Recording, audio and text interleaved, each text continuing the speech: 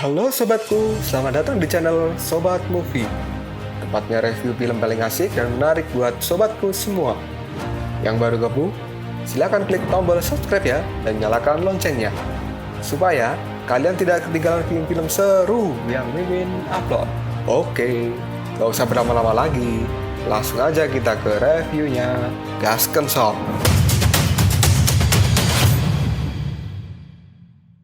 Hey, oke, sobatku terkeren, terkecil, terbaik, tersemuanya. Kita masih bersama Sobat Movie, channel alur cerita terasik sepanjang masa. Oke, kali ini kita akan bahas chapter 152. Gak usah cacicot banyak bacot. Kita langsung masuk aja ke pembahasan.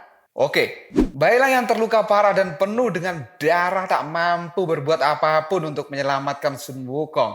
Dia tak percaya bahkan Sun Wukong yang sangat hebat pun mampu dikalahkan oleh Yuan Shi Tianxun. Yuan Shi pun meremas-remas tubuh Sun Wukong sampai hancur lebur. Yuan Shi pun saat ini menebarkan tubuh Sun Wukong yang sudah hancur ke tanah. Bailang melihat Wukong sudah mati hanya bisa menangis. Dan kini Yuan Shi pun tersenyum dengan kematian Sun Wukong. Dia merasa sangat puas sudah membunuh raja kera itu. Yuan Shi yang dari tadi melayang di udara kini kembali ke daratan dan jiwa Yuan Shi yang lain berkata, "Sekarang kemarahan Anda sudah dapat ditenangkan. Anda terluka cukup parah, Tuan." Yuan Shi pun kini berkata pada dirinya sendiri, "Sungguh memalukan sekali. Sebagai dewa pencipta aku dipukuli seperti ini oleh seekor monyet." Dan jiwanya yang lain menjawab, "Lain kali Anda harus hati-hati. Marah itu tidak baik, Tuan." Yuan Shi pun menjawab dirinya sendiri, "Apakah yang baik di matamu selalu mengeluh? Ingat, aku adalah kamu dan aku malu padamu." Saat ini pun Yuan Shi ingin memakan api kitab suci karena jiwanya yang lain berpikir bahwa dengan memakan api kitab suci maka kekuatannya akan meningkat dengan pesat. Yuan Shi pun lalu berdiri dan berkata, "Yang kuinginkan hanyalah kekuatan tanpa batas. Aku akan membawanya ke sisi yang lain." Tiba-tiba saja Yuan Shi terkejut karena masih ada makhluk yang hidup. Dia pun menoleh ke Bailang dan dia tak ingin membunuhnya karena Bailang hanya menunggu kematiannya saja. Lagi pula Yuan Shi tak mau repot-repot berurusan dengan siluman rendahan seperti Bailang. Yang dia inginkan sekarang hanyalah segera memakan api kitab suci. Yuan Shi pun mengeluarkan sayapnya dan dia pergi dari tempat itu ke sisi lain. Melihat Yuan Shi telah pergi membawa Xiao Yu, dirinya merasa tak berguna karena kekuatannya tidak begitu kuat untuk melawan Raja Kegelapan yang merupakan salah satu dewa kuno yang sangat hebat. Bailang yang masih belum bisa berdiri kini memandang Yihu yang sudah tak bernafas. Bailang pun berkata, "Ini semua sudah berakhir dan aku tak berdaya." Lalu Bailang mengingat kata-kata Sun Wukong, "Dunia ini memanglah aneh. Dengan berbagai macam hal, kamu tak akan mampu mengatur semua hal di dunia ini." Kini Biksu Tong, Wuching, dan Baji berlari dengan sangat cepat ke tempat pertarungan. Baji pun berkata, "Jiwa iblis kakak telah menghilang." Wuching pun menjawab, "Jiwanya tidak menghilang, tapi lenyap. Ini tidak normal. Apakah telah terjadi sesuatu?" Biksu Tong pun menyuruh mereka berdua agar tidak berisik dan menyuruhnya untuk melihat seseorang di atas bebatuan yang sedang menggendong seseorang. Ternyata orang itu adalah Bailang yang sedang membawa adik Niu. Biksu pun berteriak, "Bailang!" Bailang pun menengok pada gurunya dan dia langsung berlari meminta tolong untuk menyelamatkan adik Niu. Sambil menangis, Bailang membawa adik Niu yang sekarat. Biksu dan yang lainnya pun terkejut dengan apa yang telah terjadi. Bailang pun bercerita bahwa setelah kepergian Yuan Shi Tianxun, dia berlari untuk menyelamatkan adik Niu yang tertimpa bebatuan.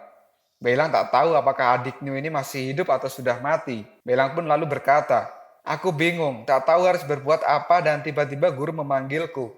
Kini Baji menanyakan, "Di mana Kak Wukong?" "Aku tak percaya kalau dia sudah mati. Wukong itu sangat licik, bisa-bisanya dia pergi," kata Biksu Tong. Dan Baji berkata, "Pasti Kak Wukong sedang bersembunyi lagi."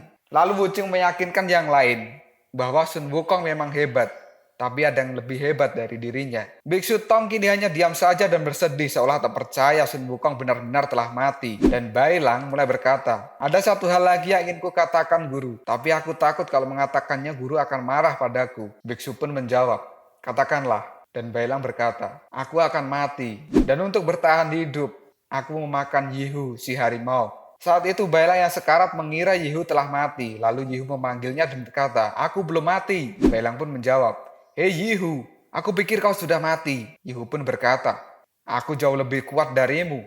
Bagaimana aku bisa mati sebelum kau mati? Luka seperti ini hanya membuatku pingsan saja. Bailang pun kemudian berkata, kita berdua sudah sangat lemah dan tak perlu bertarung lagi. Aku mengakui kamu lebih hebat dariku. Yihu pun bertanya pada Bailang, hei Bailang, pernahkah kamu memakan orang? Bertarung denganmu tadi aku merasakan kekuatanmu meningkat pesat dalam waktu yang sangat singkat. Dan itu tak bisa dilakukan hanya dengan latihan. Kamu pasti sudah pernah memakan orang kan? Kini Bailang menjawab pertanyaan Yihu. Iya benar, aku telah memakan siluman mimpi. Setelah itu aku merasa lebih kuat dan pikiranku lebih jernih. Yihu pun berkata, jiwa gelap memang memiliki kelebihan seperti itu. Dan kebetulan sekali, kamu sekarang sudah tahu. Bailang, kita semua akan mati sekarang. Dan setidaknya harus ada yang hidup di antara kita. Makanlah aku. Aku sekarang sekarat dan sisa kekuatanku sudah mampu untuk menyelamatkan hidupmu. Bailang pun tak yakin dia tega memakan Yihu. Dan Yihu meyakinkan Bailang bahwa Xiao Yu pernah berkata, kematianku sudah diramalkan dan ini semua karena hukum sebab akibat dari perbuatanku sendiri. Sekarang aku mengerti apa yang dimaksud Xiao Yu. Yihu pun membayangkan saat dirinya dan Bailang dulu bertempur saat sebelum berwujud manusia. Pertemuan dan pertempuran mereka dulu itu sudah menjadi takdir mereka berdua. Bailang masih tak mau memakan Yihu dan Yihu pun berkata, ini bukan pertama kalinya kamu makan orang. Apalagi yang kamu takutkan, dasar bodoh. Kamu takut memakanku dan hanya memilih berbaring saja dan menunggu. Ada tugas lain yang harus kamu selesaikan, yaitu melindungi Xiao Yu sampai ke surga barat. Mendengar ocehan Yihu, Bailang mulai bangkit dan dia pun berkata, jangan sebut aku bodoh. Yihu kini tertawa dan berkata, kamu memang bodoh. Tak heran jika kamu selalu kalah dariku. Bailang pun kini sudah berdiri di hadapan Yihu dan Yihu bertanya, bukankah kamu membenciku? Sekarang makanlah aku. Bailang sedih melihat tubuh Yihu yang tinggal setengah. Dia pun berkata, aku tidak membencimu lagi. Dan perlahan Bailang mendekati Yihu. Dia sebenarnya tak tega untuk memakan sahabatnya sendiri. Tapi hanya cara ini yang paling cepat untuk membuat salah satu dari mereka bertahan hidup. Dan Yihu pun terus memaksa Bailang untuk segera memakannya. Bailang benar-benar tak tega dan dia menangis sambil memeluk Yihu. Yihu mengatakan dirinya sangat mengantuk dan akan tidur sebentar. Lalu Yihu berpesan, jika kamu masih hidup, lakukan yang terbaik. Kamu harus menemukan Yuan Shi Tianxun dan membalaskan dendam kita. Hei Bailang, berhentilah menangis, kata Yihu. Yihu pun mulai tertidur di pelukan Bailang. Bailang menceritakan itu semua ke gurunya sambil menangis karena dirinya ingin bertahan hidup dan Yihu telah menyelamatkan hidupnya. Biksu Tong pun memegang pundak Bailang dan berkata, Bailang, lihat aku. Tatap mataku sekarang juga. Bailang pun melihat mata gurunya dengan rasa takut dan sang biksu berkata, sudahlah, lain kali jangan makan orang lagi. Bailang terkejut karena gurunya hanya berkata itu saja. Karena Bailang mengira gurunya akan marah besar padanya dan akan menghukumnya karena sudah melakukan dosa besar. Sang guru pun berkata, dunia ini tidak hitam dan tidak juga putih. Jika kamu tak melakukan hal itu, mungkin sekarang kamu sudah berada di neraka. Setidaknya kamu tidak haus untuk membunuh. Sekarang kamu masih hidup dan tak ada yang lebih penting dari itu. Baji dan Bucing terkejut melihat gurunya bisa sabar seperti itu. Kini sang guru berkata, aku tak percaya Wukong kembali melakukan reinkarnasi. Dia pun harus mati karena melindungi Xiao Yu, sama seperti saat di surga dulu. Dan sayang sekali, sekarang Xiao Yu mati. Bailang pun berkata, Xiao Yu masih hidup dan aku dengar Yuan Shi Tianxun bicara dengan dirinya sendiri bahwa dia akan membawa Xiao Yu ke sisi yang lain. Baji pun mulai bersuara, meskipun kita tahu kita tak bisa berbuat apapun, karena Kak Wukong saja tak mampu melawannya. Sang guru pun tak ingin membahas ini lebih jauh, karena dia akan memeriksa keadaan adik Niu. Adik Niu pun lalu diperiksa oleh biksu. Dia ternyata belum mati, tapi juga menolak untuk bangun. Karena cedera di tubuhnya sangat aneh seperti menolak untuk pulih. Biksu pun tak bisa meninggalkan adik Niu dan dia menyuruh yang lainnya untuk membawa adik Niu bersama mereka. Biksu juga berkata, meski keadaan ini sangat buruk, mereka tetap harus menghadapi kenyataan karena kehilangan Wukong, Yihu, dan Xiao Yu yang sudah ada di tangan Yuan Shi Tianxun adalah sebuah dilema besar yang belum pernah terjadi. Dan biksu pun bingung cara untuk menghadapinya. Wucing lalu mengatakan bahwa perjalanan ini sebenarnya adalah sukarela dan siapapun bisa pergi. Menurut kalian bagaimana? Apakah masih mau mengejar Yuan Shi Tianxun? Semuanya terdiam dan tak menjawab. Dan biksu pun masih bingung mau menjawab apa. Tiba-tiba saja Baji pun berteriak, dalam hal ini harus ada yang bicara duluan, dan secara jujur aku akan mengatakan bahwa kita sudah selesai dan tak bisa melanjutkan lagi karena Yuan Shi Tianxun bukan lawan kita. Aku si babi tua ini tak mau mati dan sebaiknya kita bubar saja ke rumah masing-masing dan makan malam. Biksu pun mulai kesal dengan jawaban Baji yang konyol, dan Baji pun tetap dengan pilihannya. Dia pun menyesal dengan pilihannya tersebut. Lalu Baji pun berpamitan dan pergi meninggalkan mereka semua. Kini mereka bingung harus berbuat apa. Di saat semua kebingungan, Baji pun merasa bersalah jika harus membiarkan mereka berjuang sendirian. Dia pun kembali lagi dan biksu berkata selamat datang kembali. Baji pun kini ikut duduk dan merasakan kebingungan bersama-sama. Dia pun tak mau kabur lagi. Biksu pun berkata, kalau kamu pergi, kamu kalah. Jangan pernah membiarkan dirimu dikuasai kekalahan. Karena kondisi tak terduga akan selalu ada dalam sebuah pertarungan. Mereka yang berani bertarung akan memiliki kesempatan bahkan jika lawanmu adalah dewa kuno Yuan Shi Tianxun. Bailang pun membenarkan ucapan gurunya dan Wucheng berkata, setidaknya dia bisa terluka dan bukan berarti tak dapat dikalahkan.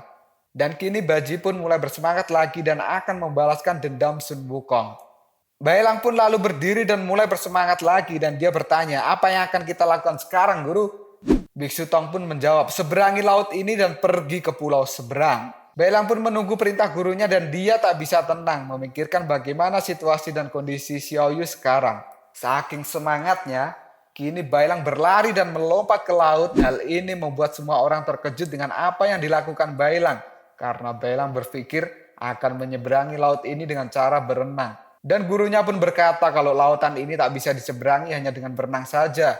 Karena laut ini sangat luas dan ada dunia lain di laut ini. Kalau tak sengaja menerobos dunia itu maka akan tersesat dan tak bisa kembali. Baru saja sang guru berhenti bicara, tiba-tiba saja air laut mengeluarkan gelembung membuat semua orang panik termasuk Bailang yang sedang di dalam air. Air laut pun kini mulai terangkat dan menimbulkan gelombang yang sangat besar, lalu keluarlah sesuatu dari dalam air itu.